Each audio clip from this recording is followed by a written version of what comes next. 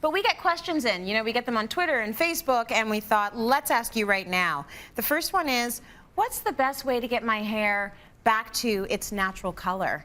Okay, first of all, do not try to do it yourself. Don't. Because I have more people coming in and they pull their hat off and they go, Grace, help me, right? And at that point, it is big work. Right. Big work. So let's take an example like someone's blonde, right?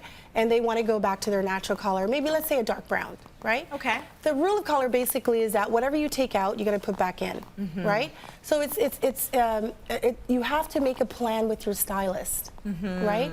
One of the first things I would do, because it's very shocking to go from blonde to dark, right? So what I would recommend people do is to actually slice some lowlights in. So make it do it gradually. That's a very smart point. Right, because the other way is it's hours. You've got to fill it, and you've got to put color on it, and you've got to do all these things. But you have to have a plan first of all, and it's got to be slow. And don't be surprised if the first time that you do your color, that it fades a bit.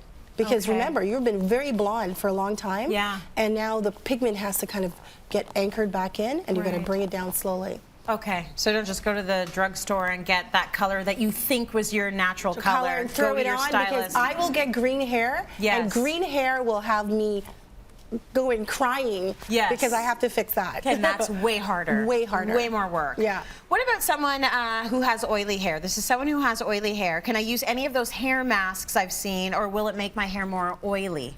Okay, well, you can use a hair mask, and this is a little trick that you can use. There's a lot of great hair masks out there.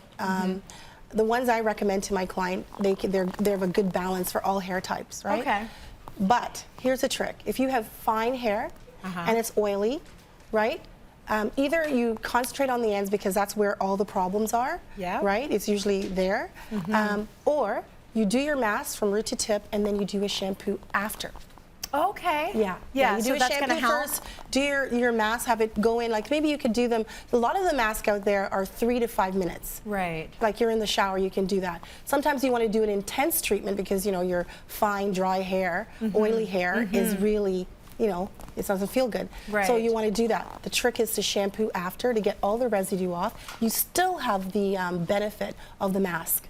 Okay, all right. And the masks are generally to what? Add more moisture into the hair? It's going to add more moisture to strengthen damaged hair. Yeah. You know, help with the split ends so they don't look so bad. But really just to give dull, lifeless hair more life. Oh, to give it a little bit of shine. And do they usually work, would you say, oh the my hair gosh, masks? I recommend hair. We do them all the time in the salon. Oh, you do? Almost after every treatment, we give a mask. So is this black hair, white hair, Asian hair? Everybody. Everybody can do the hair mask. Yeah, everybody. And I know that from the oily hair, because clients are sometimes, no, don't put the mask on me, because I'm like, it's going to be all flat, right? And I'm like, no, we're going to shampoo it after, and then they have beautiful hair. Okay. Well, I know with black hair, which I have underneath my fake hair, you can't get enough of the moisture. I want as much as possible, always, you know, trying to moisturize it depends on the hair. Right? It's got to be heavy. If it's curly and dry, it's heavy. And then you have the lighter mask, because, you know, there's different masks for different things. But beautiful. Yeah.